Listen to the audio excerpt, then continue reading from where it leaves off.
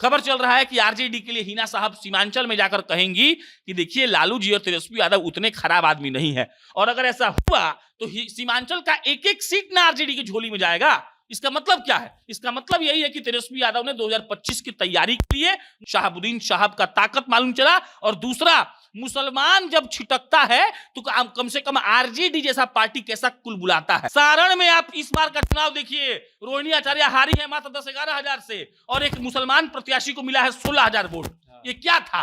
अगर एक बार हिना साहब आरजेडी में रहती, आकर उसको बोलती कि तुम बैठ जाओ, उसको हिम्मत था चुनाव लड़ने का, तो आज लालू यादव की दोनों बेटी सांसद होती ना। जो तेजस्वी यादव से पत्रकार पूछता था कि भाई आप बताइए कि आप सिवान जाते हैं तो हिना साहब के घर क्यों नहीं जाते हैं, वो तेजस्वी यादव बयान दिए हैं कि देखिए शहाबुद्दीन खाली विधायक और सांसद नहीं थे, शहाबुद्दीन आरजेडी के फाउंडिंग मेंबर थे। पप्पू यादव कहते हैं कि लालू जी को सीएम हम बनवा दिए, कोनो कहता है कि हम बनवा दिए, असलियत में शहाबुद्दीन ने बनवाया था, और ये बात सही है। शहाबुद्दीन ने उस पूरे क्षेत्र को अपने कब्जा में रखा था। शहाबुद्दीन का जब नाम था तो पूछेगा कि शहाबुद्दीन कौन था, ऐसा हिसाब था शहाबुद्दीन का। जहां जहां बिहार में मुसलमान वोट है, आप 2 साल पहले गोपालगंज में उपचुनाव हुआ था, हमारे यहाँ के सुभाष सिंह जी, उनका देहांत हो गया था, वहां पर मात्र सुभाष सिंह जी की पत्नी इमोशनल वोट होने के बावजूद मात्र 2200 वोट से चुनाव जीती हैं। वो आरजेडी का प्रत्याशी मात्र 2200 वोट से हार गया, और मुसलमान का कम से कम 30 से 35 हजार वोट का बिखराव हुआ। इस बार स्टार प्रचारक में आरजेडी के हमको लगता है हिना साहब शामिल होंगी,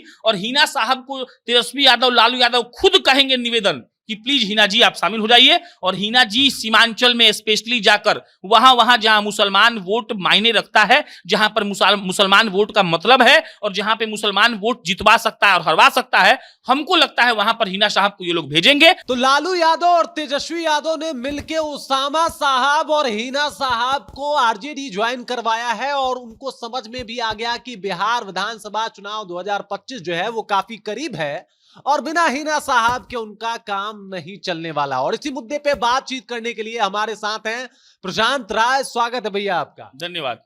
तो क्या लगता है आपको कि उन लोगों को, यानी लालू यादव और तेजस्वी यादव को समझ में आ गया है कि बिना हिना साहब, बिना उसामा साहब के उनका अब काम नहीं चलने वाला? आपको क्या लगता है? मतलब समझ में क्या गया, उनको ये बात बुझा गया है कि गोपालगंज का उपचुनाव वो क्यों हारे। उनको ये बात समझ में आ गया कि सिवान में 2024 के उपचुनाव, लोकसभा चुनाव में वो तीसरे नंबर की पार्टी क्यों बने। उनको समझ में आ गया है कि सीमांचल में अगर एक बार हिना साहब चल जाएं और जाकर कहने की शहाबुद्दीन को इग्नोर करने वाले व्यक्ति लालू प्रसाद यादव हैं, तो वहां का मुसलमान उनको वोट नहीं देगा।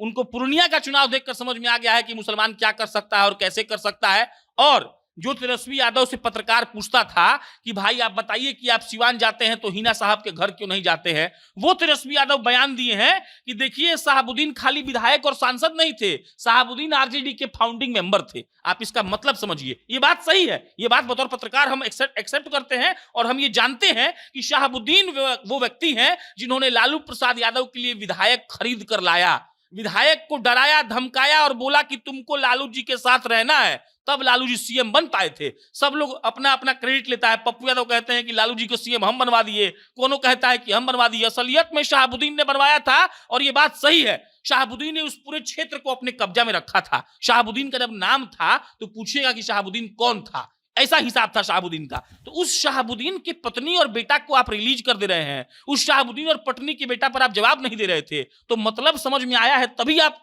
ये आकर मीडिया को कह रहे हैं कि ना सिर्फ वो विधायक और सांसद थे, बल्कि शहाबुद्दीन जी तो हमारी पार्टी के फाउंडिंग मेंबर थे। और इससे मालूम चल गया दो चीज, पहला शहाबुद्दीन का ताकत, शहाबुद्दीन साहब का ताकत मालूम चला, और दूसरा, मुसलमान जब छिटकता है तो कम से कम आरजेडी जैसा पार्टी कैसा कुल बुलाता है। इसका एक और कॉन्सेप्ट समझाते हैं आपको हम। प्रशांत किशोर के लिए रजत बाबू क्या कहा गया? रजत बाबू प्रशांत किशोर के लिए कहा गया कि Prashant Kishor vote लूटेंगे SC ST OBC का, और प्रशांत किशोर वोट लूटेंगे मुसलमान का।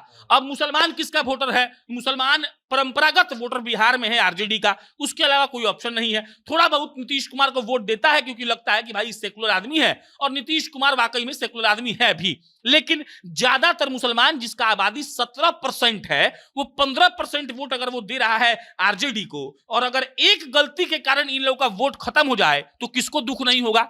और सिवान जैसा जगह में जहां पे शहाबुद्दीन ने गढ़ बनाया था आरजेडी का, सिवान जैसे जगह में जहां पे आप लोकसभा में आ जाते हैं 3 नंबर पर, तब आपके पास क्या है कहने के लिए? और क्यों आ गए? इसीलिए आ गए क्योंकि निर्दलीय हिना साहब ने आपको आपकी हैसियत बता दी।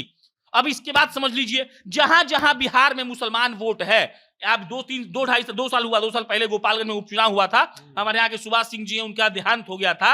वहां पर मात्र सुभाष सिंह जी की पत्नी इमोशनल वोट होने के बावजूद मात्र 2200 वोट से चुनाव जीती हैं। वो आरजेडी का प्रत्याशी मात्र 2200 वोट से हार गया और मुसलमान का कम से कम 30 से 35 हजार वोट का बिखराव हुआ। मैं वहां का रहने वाला हूं, मुझे पता है। तो कैसे हो गया? कहे कि गोपालगंज और सिवान सटा सटा है, वहां हिना साहब का प्रभाव है। और ऐसे देखिएगा तो गोपालगंज में 6 गो सीट है, सिवान में कितना सीट है, पूर्वी चंपारण में कितना सीट है, पश्चिमी चंपारण में कितना सीट है, सारण में आप इस बार का चुनाव देखिए, रोहिणी आचार्य हारी है मात्र 10-11 हजार से और एक मुसलमान प्रत्याशी को मिला है 16 हजार वोट। ये क्या था? अगर एक बार हिना साहब आरजेडी में रहती, आकर उसको बोलती कि तुम बैठ जाओ, उसको हिम्मत था चुनाव लड़ने का, तो आज लालू यादव की दोनों बेटी सांसद होती ना। तो उनको समझ में आया मुसलमान का ताकत, और इससे बड़ा ताकत क्या समझ में आया? इससे बड़ा ताकत समझ में आया शहाबुद्दीन का ताकत। जिस शहाबुद्दीन ने कभी लोगों को धमकाया कि लालू के साथ रहो, आपने उसके परिवार को छोड़ दिया और उसके परिवार ने बता दिया आपको कि आपको लहजे में रहना पड़ेगा। भले आप सीएम हैं, भले आप पीएम हैं, लेकिन पीएम एमपी बनाता है। आप एमपी को इग्नोर करिएगा तो पीएम बहुत दिन तक नहीं रह पाइएगा। तो उनको ये बात का मतलब समझ में आया कि शहाबुद्दीन को इग्नोर करना पाप है, प्लस उनके पार्टी के लिए नुकसान है। जो आदमी जिंदगी भर साथ दिया, जेल से निकलकर बोला कि Lalu is my leader, Nitish तो परिस्थितियों के मुख्यमंत्री हैं, उसके परिवार को छोड़िएगा तो नतीजा आपके सामने है। और नतीजा देख लीजिए, कल ओसामा साहब का हाथ तेजस्वी जी पकड़ के हवा में उठाए हुए थे। यही है राजनीति। अच्छा, तो एक और बात बताइए, जैसे कि अभी आपने इतना कुछ बताया कि 2022 में किस तरीके से उपचुनाव हारे, 24 में लोकसभा का इलेक्शन हारे, 2025 में कितना जरूरी था और क्या ये लोग जरूरी थे? मतलब ओसामा साहब और हिना साहब तेजस्वी यादव के लिए, लालू यादव के लिए कितना जरूरी है? 2025 में तेजस्वी यादव को बनना है सीएम, 2025 में सीएम बनना है उनको। अगर 2025 में मुसलमान उनको वोट नहीं देगा तो वो सीएम नहीं बन पाएंगे, ये पहली बात है।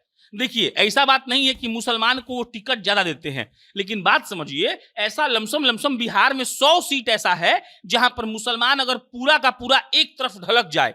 एक होता है कोर वोटर, जैसे एनडीए का एक कोर वोटर है, जदयू का एक कोर वोटर है, भाजपा का है, आरजेडी का है, सबका अपना एक कोर वोटर है, चिराग पासवान का कोर वोटर है, उसको काडर कहते हैं। काडर तो वोट देता ही देता है। अब ये जो फ्लक्चुएट वोट होता है जो मुस्लिम का है, क्योंकि मुस्लिम का अगर ऐसा देखा जाए तो कोई ओवैसी जैसा लीडर अपना बिहार का तो है नहीं, तो मुसलमान क्या होता है, फ्लक्चुएट होता है। कभी नीतीश जी के साथ चला गया, कभी आरजेडी के साथ चला गया, कभी किसी पर्सनल प्रत्याशी को वोट दे दिया, ऐसा होता है। तो भाई तेजस्वी यादव ये बात को जानते थे कि अगर 25 का रण उनको जीतना है तो सबसे पहले जो मुसलमान उनसे नाराज हैं उनको ठीक करना है। सबसे पहले लोगों के बीच इस बात का संदेश जाना चाहिए कि हम लोग सेकुलर थे और अभी भी सेकुलर हैं, और इस सेकुलरिटी को मेंटेन करने के लिए सबसे बड़ा ऑप्शन था हिना साहब का और ओसामा का। इसीलिए था क्योंकि हिना, अब समझिएगा, खबर चल रहा है क्या? खबर ये चल रहा है कि हिना साहब को आरजेडी घुमवाएगी पूरे बिहार में। खबर चल रहा है कि आरजेडी के लिए हिना साहब सीमांचल में जाकर कहेंगी कि देखिए, लालू जी और तेजस्वी यादव उतने खराब आदमी नहीं है, और अगर ऐसा हुआ तो सीमांचल का एक सीट ना आरजेडी की झोली में जाएगा।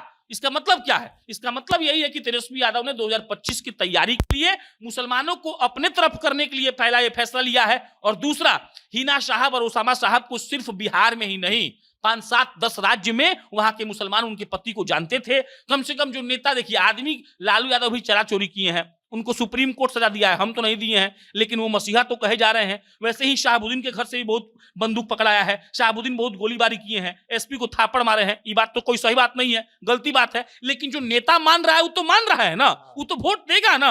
तो उसी वोट के लिए सब किया गया है ताकि 25 में तेजस्वी यादव का जो सपना है वो पूरा हो जाए, क्योंकि तेजस्वी स्वयं जानते हैं कि अगर 25 में नहीं हुआ तो कभी नहीं होगा। अच्छा, अभी आपने बोला कि हिना साहब को जो है वो घुमवाया जाएगा, वो कहा जाएगा कि आप आरजेडी को वोट दे, मुसलमानों को एकत्रित किया जाएगा। सोचिए जरा कि अगर हिना साहब घूम जाती और आरजेडी के खिलाफ घूमती और कहती कि भाई आरजेडी को वोट नहीं देना है, मुसलमानों से ये अपील करती बिहार में घूम के, तो स्थिति क्या होता? इसके बारे में बताइए। इसका स्थिति यही होता कि मुसलमान वोट के चलते तेजस्वी यादव कम से कम 20-25 सीट कम हो जाते।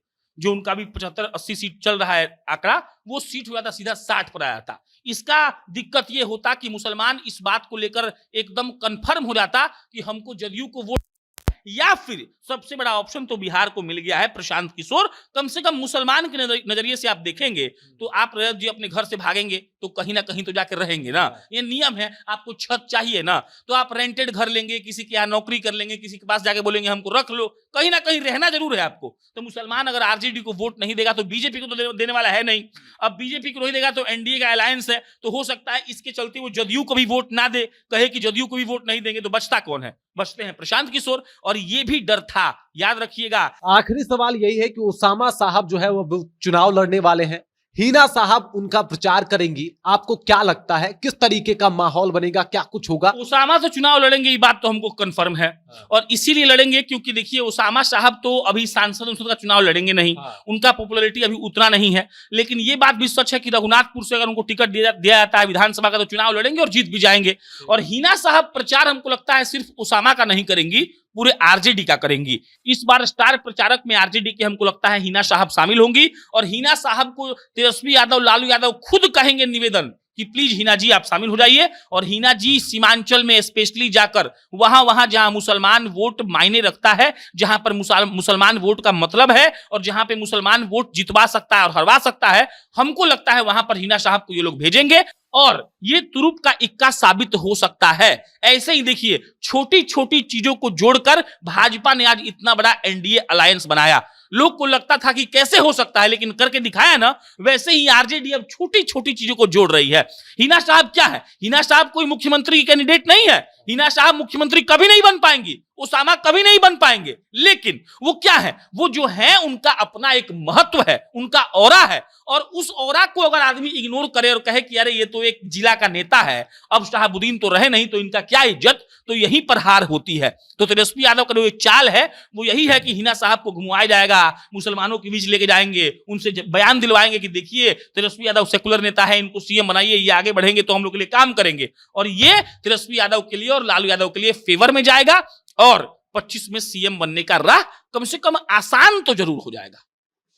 बिल्कुल। तो अभी हमारे साथ थे प्रशांत राय। हम लोगों ने बातचीत किया कि जब आरजेडी ज्वाइन कर ली है हिना साहब, उसामा साहब, तो कितना आसान हो जाएगा तेजस्वी यादव के लिए मुख्यमंत्री बनना। बाकी इसके ऊपर आपका क्या राय है, कृपया कमेंट कीजिए और अपना विचार हम तक पहुंचा दीजिए। आप देख रहे हैं जनता जंक्शन और मेरा नाम रजत है।